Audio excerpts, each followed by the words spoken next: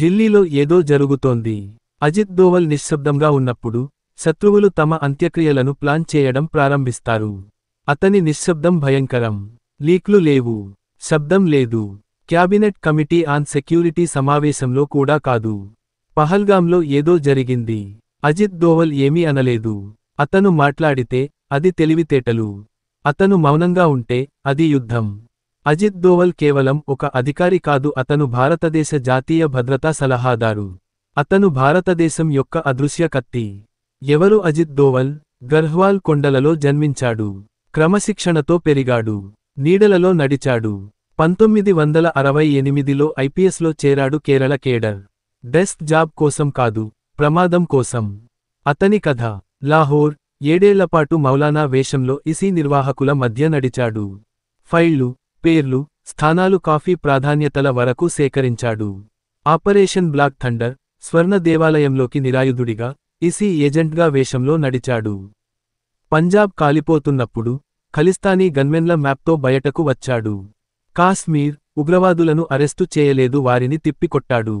విధేయత చూపే సమూహాలతో పోరాడేలా చేశాడు. కాందహార్ తాలిబన్తో చర్చలు జరిపాడు. మయన్మార్ సర్జికల్ స్ట్రైక్స్ కోసం సరిహద్దులు దాటాడు.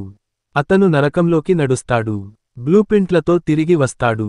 అతని విధానం. అజిత్ దోవల్ శత్రువులను నాశనం చేయడు, వారితో స్నేహం చేస్తాడు.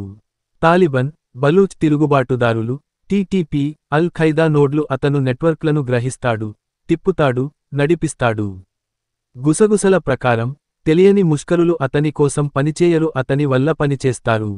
ఇప్పుడు పహల్గాం తర్వాత అతను మళ్లీ నిశ్శబ్దంగా ఉన్నాడు. అతను ఏమి ఆలోచిస్తున్నాడు? అతనికి మాత్రమే తెలుసు.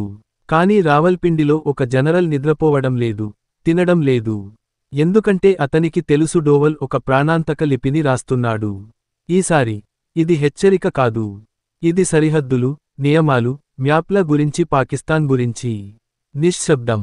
ప్రెస్ సమావేశాలు లేవు. యుద్ధ కేకలు లేవు. తుఫాను ముందు వచ్చే నిశ్శబ్దం. మ్యాప్లు మారే ముందు. ముగిసినప్పుడు మనం దానిని పుస్తకాల్లో చదువుతాం. కాని ఈ రోజు మనం వేచి ఉన్నాం కొంచెం భయంతో. ఎందుకంటే రెప్పవేయని మనిషి రెప్పపాటు చేశాడు. అది భారతమాతతో చెలగాటమాడే ఎవరినైనా భయపెట్టాలి. మీ ఆలోచనలు మీకు ఏమనిపిస్తే పంచుకోండి. ఇది ప్రదర్శన కోసం కాదు, మనం ఏమనుకుంటున్నామో ప్రతిబింబించడానికి, బిగ్గరగా చెప్పకుండా ఉండటానికి. జై హింద్.